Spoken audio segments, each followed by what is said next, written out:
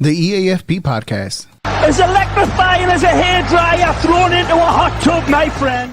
On the JCA Sports Podcast on Spotify and Anchor app.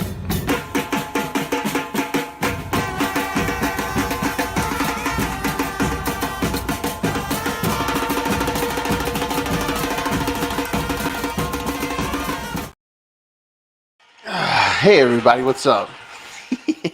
I'm back. Welcome to another episode of the E.A.F.P podcast here on Facebook, YouTube, Twitter, Twitch, under the Star 6 Media and the John Konavi Facebook page.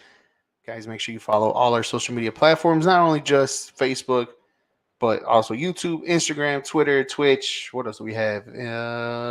TikTok. All our social media platforms under the Star 6 Media page. And then you'll find all our other podcasts, not including my soccer podcast, but other podcasts are going around too as well, from sports, from 3 Up 3 Down for baseball, only football, obviously American football, and the John Konavi sports podcast too, as we go around the whole National League and sports all around. But I'm back. It's been a while since I've done this. As you can see, I started off a little rusty, but it's all good. This is why I'm here, fixes, and try to make the show great. A lot to get into today. We got Copa del Rey semifinals that happened today in a very... what's the right word I'm trying to look for this one? Not as entertaining our first leg semifinal match that we assumed that we were going to get. Get a little bit of more of the Premier League. La Liga Mexicana too is coming hot and going. The tail end of the Premier League and all the leagues around Europe too as well. Dive in a little bit next week. We have not next week. Yeah, next week we have a little preview of the Champions League and Europa League too, as well as around the 16 comes to an end and also start for the Europa League. And then I'm going to give you guys my best bets for the weekend too as well. Got some money for you guys to win. So far, my soccer bets have been good. If only I just cash out instead of trying to hit these parlays of like mixing basketball and baseball and football and all these, parlays into one to get a big outcome. I think I would have some serious money right now. But soccer bets are here. I got good ones for you guys this week. At least my good ones for the weekend. But let's get into it, guys. If you want to join, let me put this on there too as well. If you want to join me into the soccer conversation, whether if you want to show your face or not, or just post it up in the comment section, I will read them out. Join me. I know I said 6 o'clock. I was a little early, but as my good coach once said, Coach Tony, if you're on time, you are late. So just always remember that, guys. Always remember that. Let's get into it. The first game that came on today, the only game of importance, I guess you can say, from today is what happened between Real Madrid and Barcelona. I think it's one of three that we're going to get within the next couple of weeks between these two teams. We're going to see them a lot more often.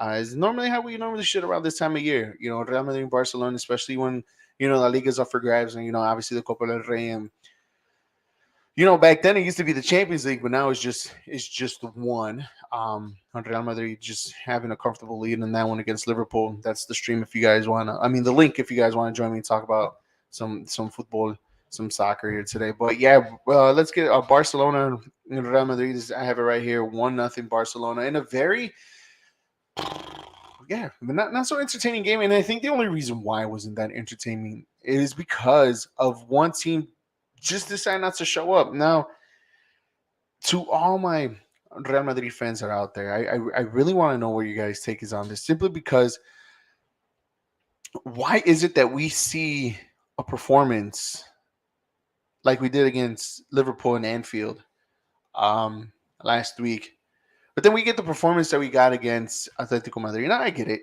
And maybe Atletico Madrid is not the best example of giving, but, a team that's also struggling. I think everybody in La Liga has been struggling from Real Madrid to Barcelona to Atletico Madrid. Like, this has been a very subpar season for La Liga. And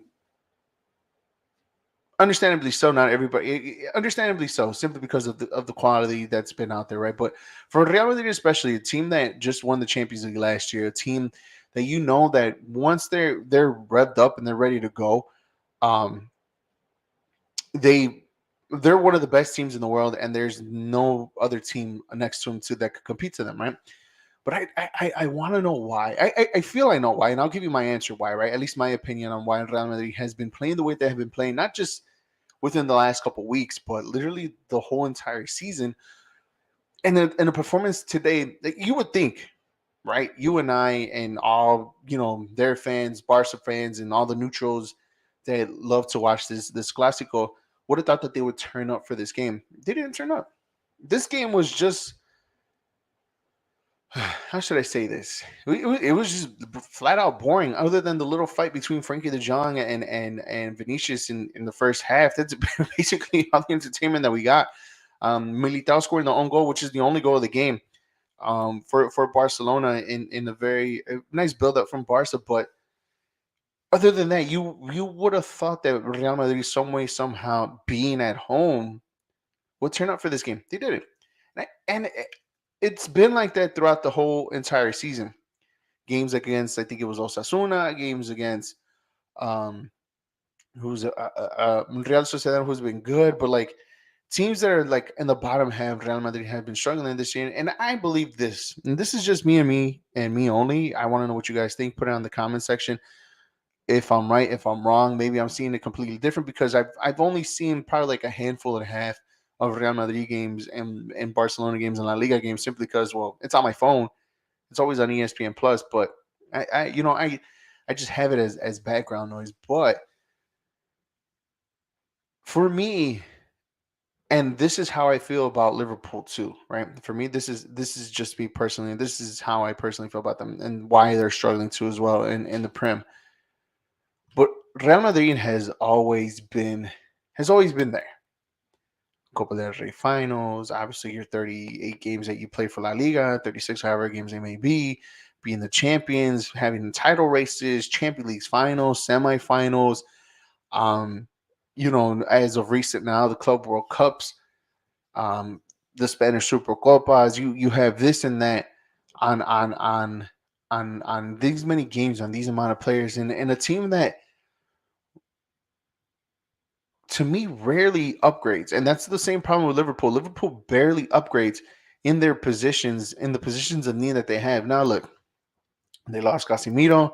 I think they wanted to give a chance to Camavinga, who's been pretty ice hot and cold throughout the whole entire season. Lately he's been playing very well.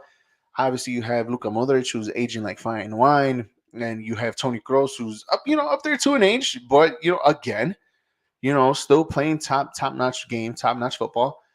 Um, Defensively kind of inconsistent. You really don't have that backline threat that you normally have for Real Madrid for years. And I guess Militao finally getting his way and him scoring on goal. I mean, so you still got Big Ben's up top. That's something that you're it's always a guaranteed, right? You feel the ball more than likely 8, 9 times out of 10, he's going to be end up scoring the goal and putting the ball in the back of the net.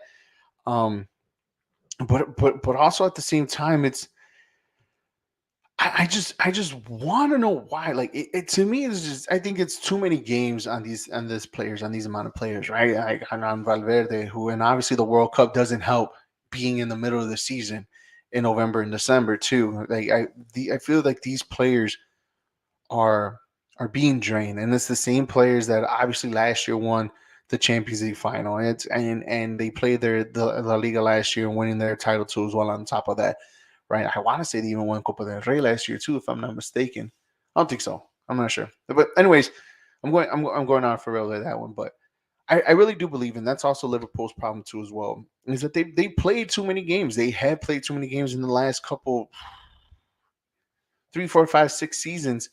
Let's go three with the same amount of players, and they really didn't upgrade most of the positions. They lost Casemiro, like I said earlier, and it's a void that they need to fill. And it's a big void that you need to fill. Obviously, he went to Manchester United, semi turning around that club, but it's like it just seems like these guys are getting burnt out, and the lack of competition that's coming in, and the lack of competitiveness, like I said, like in competition, but lack of competitiveness for this team to take a next step. Obviously, Vinicius Jr., it looks like he's gonna be that next great player, and in games like today, it's the Super Classico. You have to show up. You need to show up, especially if you're playing against Barcelona. And instead, he wants to wrestle Frankie De Jong in the middle of the pitch, get a yellow card. And that's always been Vinicius Jr. sometimes, where I kind of don't feel that confident of him being taking the next step. It's like there's moments in games throughout the season, and I've seen it, years prior, and even this past World Cup, where Vinicius kind of like there's nowhere to be found most of the time, right? It doesn't really take over. And give credit to Barcelona today. I know I'm talking about Real Madrid a lot more, but give credit to Barcelona. They had a decent game plan for them. They kind of isolated them, shut them down. They worked well defensively. They worked well they worked well as a team together. And obviously, with that's been Barcelona's mo this year is being defensively stout um, from the get go, and that's what Xavi's kind of instilled into them. Like they have to prepare it and be playing 90 plus minutes, and I think and Xavi's been doing good to a certain aspect of this game. Obviously, Europe has always been a problem and has been a problem for him, even when he was qualifying for Champions and obviously Europa League to play against Manchester United, that now he's eliminated in. But when it comes to La Liga, when it comes to Copa del Rey, you can tell that Xavi um, has his players down ready to go, and that's the one thing you got to credit to. But again, also same thing, kind of stagnant. His play is kind of slow. His build up is not all that great, and obviously he's finally got a good team or a decent team to build around, but it's still not enough. There's still a long ways to go for this Barcelona team. And I say all of this, and guess what? They're in first place in La Liga with a few points clear of Real Madrid. Let me get that going right now. See what I got right here. Um, they're in first. They're in first place in La Liga, and that should say something more about Real Madrid and the lack of 7 points. They're 7 points clear of Real Madrid in top of La Liga, and and that's pretty much it because Real Sociedad with 43 and Atletico Madrid with 42. Here you go, 17 points away. It just keeps mounting. It just again it goes to show how much of a step back on a very weak Barcelona squad um, Real Madrid has taken, because for them to have still the same squad that won the Champions League last year minus Casemiro, um, it's still got the same good players and a good squad. Yes, they got Rafinha, Lewandowski. Barcelona did a good upgrade over the offseason, but you will still put your money on Real Madrid to win it. Now, again, it's 7 points. It's in basketball or American football aspects. That's 2.5 games ahead of Barcelona being ahead of Real Madrid. But even then, it's just this is not the performance you want to get from Real Madrid. A Real Madrid team that has almost won everything in almost everything and everywhere, in almost every competition. So, yeah, I was very disappointed. I was pretty excited to watch today's game. Got really disappointed that I didn't get enough of it. I didn't get any. I didn't get no excitement out of it, and very very disappointed in Real Madrid and they're starting to play, and especially at home. And that's the killer right there for me too. That they play that at home. You guys are listening to the E.A.F.P podcast and watching the E.A.F.P podcast here on Facebook, YouTube, Twitter, and Twitch under the John Konavi and also the Star Six Media Facebook page too as well. Hey guys, we also have other shows too under the Star Six Media page, just like Only Football here. What's up, everybody? It's Kyle. And I'm Rick, and welcome to Only Football, where we talk about everything going on in the NFL. You can catch our live streams on Mondays for trivia and Q&A, Thursdays for news around the league, as well as episodes of Only Football with Kyle that you can catch on Instagram and YouTube every Wednesday. Follow us to keep up with the latest football news, trades, off-season rumors, and our favorite conspiracies here on Only Football. See ya! See ya! Conspiracies, huh? I wonder what conspiracies that they have. I mean, obviously there's a lot of football conspiracies, soccer conspiracies, but I wonder what they have. So make sure you guys tune in to Only Football throughout the week too, as well, here on the on the Star Six Media Facebook platform. It's been on. I haven't been on in a while. Busy work schedule, life, all that. Selección Mexicana news. I got some for you guys. They have a new manager. In Diego Coca, one Argentinian to another. This feels like a meh, I guess, hiring. This feels like And I get it. Look, Diego Coca, there's no he's done, I guess you can say, in the little time he has in the Liga Mexicana, obviously he did the impossible, right? He did the impossible. He won back to back titles with Atlas last year, and now he got the job with Tigres, and now he has the I guess the pleasure of coaching the Selección Mexicana. Like I said, from one Argentinian to another, but it just didn't. No, it's the same old for the Selección Mexicana. It just we just were. How should I want to be nice, but I don't want to, right? But it's like these guys make it so hard for me to be happy about what they are doing now. I will give you this. They are planning meetings to have the promotion and regulation back in La Liga Mexicana. They are having discussions of reducing the international players to play in their clubs, right? They are they are expanding, trying to expand their ways to send, their players from here from Mexico to Europe, right? And these are all conversations that are going to have within this off season, this past summer. And I get it, right? But I'm not happy. I don't like this, and I get that you have this Nations League Cup tournament that you have at the end of the month, right? And but I would have been, and I would have been okay. I don't know who I would have been okay with. Who they hired, right? I think Tuca should have gotten a fair chance, but I get it. Tuca's kind of that up in age, but it's also a guy who understands the Liga Mexicana, who understands the Mexican players, who understands how and what to do with these quote unquote Mexican players. Look, obviously you're going to get your European players. Okay, that's fine. But how well do you know La Liga Mexicana? And I get it. Diego Coca has only been here for a handful of years, right? As for Tuca has been here probably what 15, 20 years, give or take. So if you want a guy who understands the value of the deeply rooted Mexican soccer players, it is Tuca Ferretti for me. And I would have loved to have him as the coach and give him a chance, and not the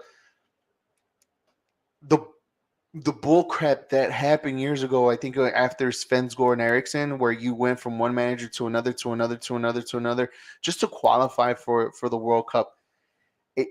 That's how long ago it's been. I don't even remember the year. I want to say it was probably after the 2010 World Cup, before the 2014 World Cup. That's all I know. Even then, even on top of all of that, I just don't like this hire. I don't. I get it. He won back-to-back leagues with Atlas, who Atlas haven't won in like 120,000 years. Or I know I'm over exaggerating on the years, but it's been a long time for Atlas to actually win a title, and they did it in back-to-back years. They did it. We're a very sound midfield.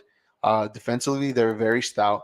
And they got you on the counterattacking game very easily. It looks like his style of play to me, how I saw it, was deeply rooted going on the left side. So your left side needs to be very, how should I say this? Very not flashy, but is ready to need to be on the ball, right? But granted, the midfield has to be solid. Now, I know there was reports the other day, not even the other day, today, that Guardado and Hector Herrera are not in his plans to be called up for the Selección Mexicana. I'm okay with that too. I think Hector Herrera showed his age in this World Cup that he just doesn't have it anymore. Andres Guardado, he's already up there in age, so I get that part right there, right? And I feel like now we're probably going to see a little bit more of the youngsters that are going to give a shot or going to give a chance to play with the Selección Mexicana. And as much as I've been also preaching and saying that too as well, you give these youngsters a chance. I still believe like this guy is not up to par. It just, I don't know. Maybe because I still have the Argentina angst of what I got with Tata Martino, and I guess that's what's kind of killing me right now at the moment, where I just kind of don't trust him at this certain time. But I have to see, and we're going to see what he has or what he can bring or what plan that this guy has. At the end of the month of March, when the Nations League, when I guess they have what Suriname and Jamaica, I think that's who they play at the end of the month. later podcast for that. So, am I happy? I mean, anybody outside of Tata, great. But am I happy? No. But I do want to give this guy a chance. And I'm not saying I'm not trying to be a very trying to be a bad person here or not giving a guy a credit. But I do want to give this man a chance and see what he could bring. But until I see changes, obviously the one thing I did like to see is the presidente for La Selección Mexicana. What's his name? What's his name? Oh my God. Let me look him up. Where is he? La Luisa. He's not running for re-election. So there has to be major changes around. Duca came out a couple of days ago saying that the Mexican soccer has been stagnant and has been declining, and I agree 100%. Ever since they took away this team that's in last place, you give money that way they can stay above, and you take away the promotion and regulation away from the selection from La Liga Mexicana, where you take away, competing in Copa America or Copa Libertadores for the Selección Mexicanas and the club Mexican teams. It's you take away the growth of not only your selección, but you take away the growth of your clubs, right? Obviously, I always believed, right, that the Copa Libertadores is like the Champions League over here on the America sides, right? I've always been a big believer that not the CONCACAF Champions League that they're doing just to mix in with the MLS teams and all the other Central American teams and Caribbean teams. And I get that you give them their opportunity too as well. I'm not saying you don't, right? And I guess you give them their tournament too, just like how Europe has the Europa League and the Europa Conference League. You do something like that to them, where you still find levels in playing your best teams in Copa Libertadores, both here in the United States and in Mexico, and your second tier teams. You might get lucky where you get Chivas in there, Cruz Azul, Club America, all that in the CONCACAF Champions Leagues, right? And I get that you have that opportunity, right? But to me, I feel like you give your best of your best to the Copa Libertadores, which you should come up again. You bring back Copa America, where you put in the Selección Mexicana. Like literally, it should be called Copa America, where North America and South America kind of like and have this tournament, just like how they have all of Europe. All of Europe is all over the place. Have the Americas too. It's called Copa America for a reason. I believe they should bring that back too as well. And actually make that into a competition to where the Selección Mexicana could raise a level or two. Now, I get it. Nobody wants to see Venezuela, Ecuador, who were by the World Cup, by the way, Bolivia. Um, who else am I missing? But you still have Chile, you still have Argentina, you still have Brazil, Uruguay. You still have top-notch countries in South America that can help you compete and raise up your level for the Selección Mexicana that will get you well prepared for the World Cups. Now, this next World Cup is going to be here and in Mexico and in Canada. So, but find a way to keep the competitive level up and find a way to make your Selección Mexicana more successful, or your Selección more successful in these type of tournaments, these big tournaments that a lot of teams take serious. And not only, like I said, not only for country, but club too as well.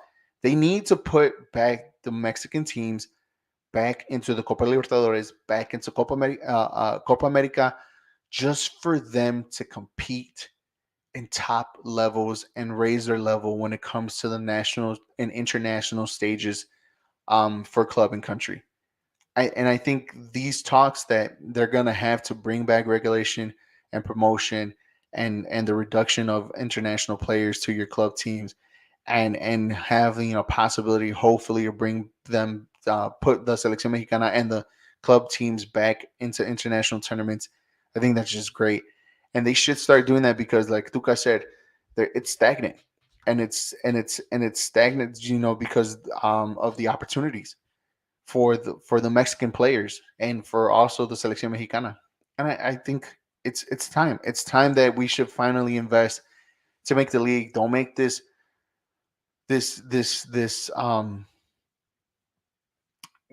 league between the MLS and the United States. The MLS and La Liga Mexicana. Don't do that, because first things first. MLS doesn't run on FIFA schedule. They only play in the summer, and that will just ruin everything. And I just don't want that. So hopefully, do the right thing. I don't think so. I really don't. But who knows? Maybe there are some common sense people up there. Normally I do this for half an hour. I am running out of time. So I'm just gonna give you guys my best soccer bets for the weekend. I have some good ones. I have a little tasty one just if you guys want to dabble a little bit. But these are my picks for the weekend. West Ham and Brighton, I actually have them a draw. I think that's a good value play right there. Brighton, both teams, West Ham trying to get out of the relegation zone. Brighton haven't really been playing that well. They won one, they draw one, they drew one, they lost one, and they won one in the last 3 games. And they've been up and down ever since, the Sunderland true start to Arsenal. Thank you. And they just haven't been playing how they started the season. So I like that one right there. Brighton West Ham on a draw. I also like this one too as well. Bayern Munich on the money line minus 270. They're going to capitalize on the game that's going to be played tomorrow between Leipzig and Borussia Dortmund. So I like these two. So I like the money line. They got Stuttgart. So give me Bayern Munich at minus 270. Give me also money line on AC Milan plus 145. I like that play a lot too as well. You're getting good value. Them against Fiorentina. It's going to be Saturday in the afternoon. And AC Milan have been playing very well as of late. So I like this one. And then the America Pachuca over 2.5 goals. I like that one too as well. Both teams can score. I think 2.5 goals is reasonable and could be reached in this game too as well. All those 4 picks? Yes, all those 4 picks gives you a plus of 2,190, where the $10 bet can win you $210. My picks have been good so far for the last couple of weeks. I'm trying to help you guys well. And if you guys want to dabble just a little bit in tomorrow's game, like I said, between Leipzig and Dortmund, I like this one. Does it mean that I'm going to play it? I don't know, man. I'm going to stay away from this one. You're talking about number 2 against number 4 in the Bundesliga. And this one's going to be a good one. My eyes are going to be definitely on this game for tomorrow's matchup. I like this one. I think this is the safest one. You're going to Dortmund is favorite plus 105 against Leipzig. I think Leipzig was like 160. Let me double check on that one real quick. But I think this plays a good one. Yeah, Dortmund 120, Leipzig plus 190. Both of them, everything's all plus for this matchup, and that's how tightly close it is. As Dortmund is at home against Leipzig. So, yeah, if you guys want to sprinkle this one, that one's a good one too. I think the draw is a safe bet for me, or the safest bet. Over goals 1.5. I think both of these teams are going to score. So, that's the podcast for today. Thank you guys for watching, listening. I will be back on every week, every Thursday, 6 o'clock. Make sure you guys always like and follow and share the Star 6 Media Facebook page and also the John Konavi Facebook page too as well. Make sure you guys like, follow, subscribe, hit the little bell to get notified when our shows are going to be live. Not just mine, but the John Konavi 3 Up, 3 Down. The baseball season right around the corner. Only football, as they're going to go throughout the whole entire year. And Big League Chicago, who should be making a return sometime in the summer. For myself, America, I'm going to thank you guys very much. I will see you guys next week. Good luck this week on your gambling. And as always, go Arsenal.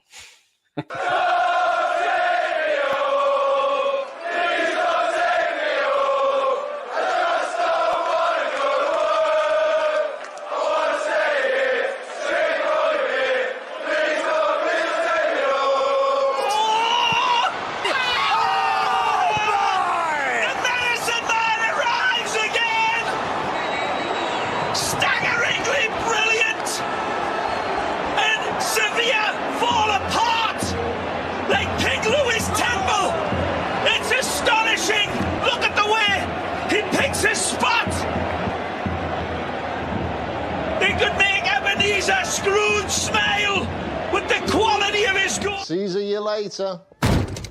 Oh. Yes. Yes. He's intolerable.